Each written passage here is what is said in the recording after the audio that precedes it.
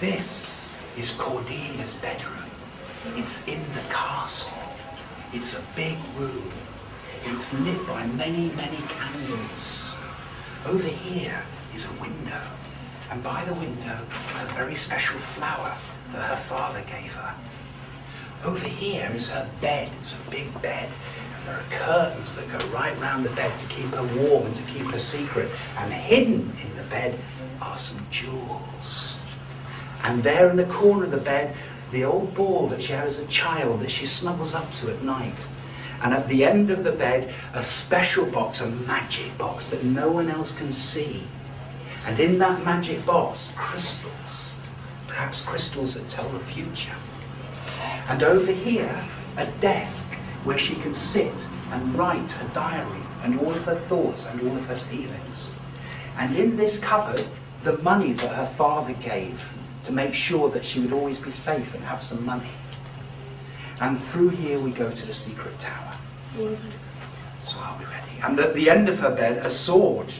So I think this is all in the palace. This is all in the palace. In the secret tower.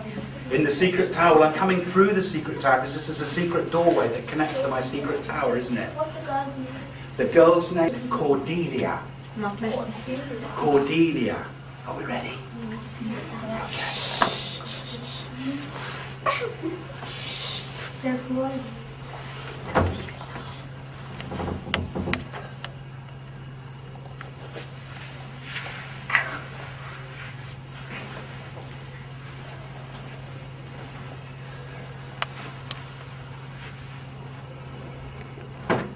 Never, never, never, never, never. I just don't get it. I'm sat in my room and the maid comes in and she calls me to the big chamber. You know, the one where my father does all of the important business. The big grand chamber. And there in the chamber is everybody. My sisters, Goneril, the oldest, and Regan, and their husbands, Albany and Cornwall, and as well the two men who have come trying to be my husbands, who've come to ask my father for my hand, Burgundy and France, and all the lords, and all the ladies, and all the servants, and all the ambassadors, everybody there in the hall, and we're thinking, why? And my father speaks. Our darker purpose. Darker. What does he mean? And then he announces, tell me, my daughters, which of you, shall we say, doth love us most, that we our largest bounty may extend? Which of you, shall we say, doth love us most? And he points at this map of the kingdom. And I understand. He's asking which one of us loves him most, and then he will divide up the kingdom. Is he mad? I know that he grows old and he grows restless, but how can he ask us in front of everybody which of us loves him the most? And is it fair for him to divide the kingdom up according to who says he loves the most? So he asked my oldest sister, Goneril, tell us how much you love us. And she says, I love you more than word can wield the matter, with a big sweet smile. She's always been good with words, my sister. And he seems very well pleased. So then he asks Regan. She's the middle sister. She's clever.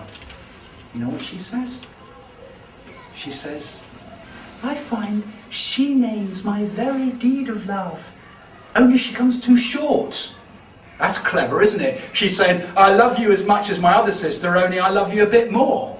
Very clever. So he's very pleased now, and you can see the old man smiling and everybody clapping. And I'm thinking, perhaps this is a game.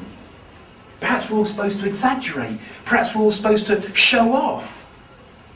But then I think, surely we should speak what we feel, not what we ought to say. He turns to me.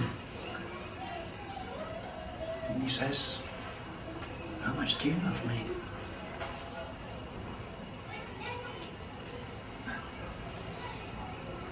I cannot heave my heart into my mouth. So I say, I love your majesty according to my bond. No more, no less. I mean, I'm his daughter. Of course I love him. I'm not going to play some silly game. So I say, I love your majesty according to my bond. No more, no less.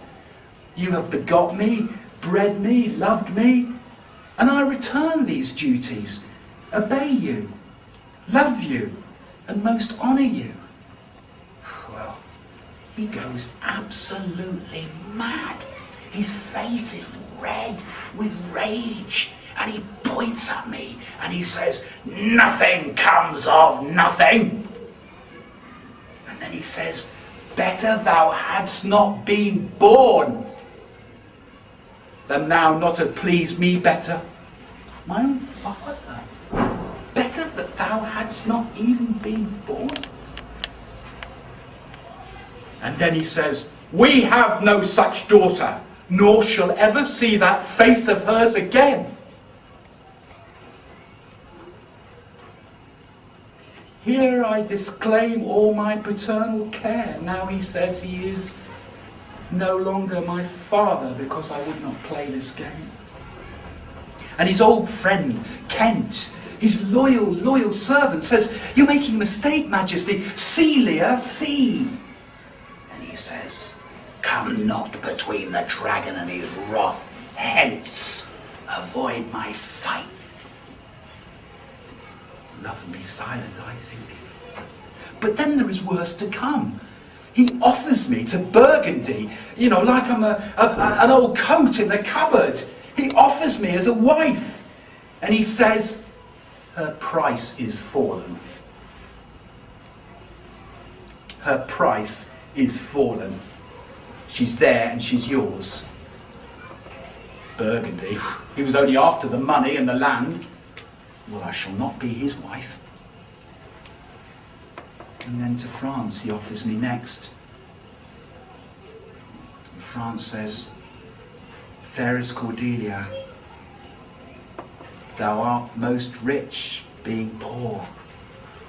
And take up what has been cast away. So in all of this sadness, in all of this terrible sadness with my father, at least I know now which man I should marry, the one who loves me properly. And so he tells me to go. And I pass my sisters, and do you know what they say? Well, may you prosper.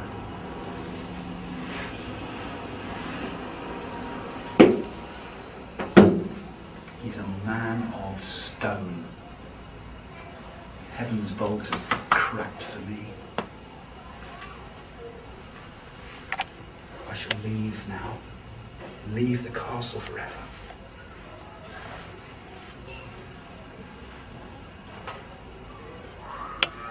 What shall I take with me? What shall I leave behind?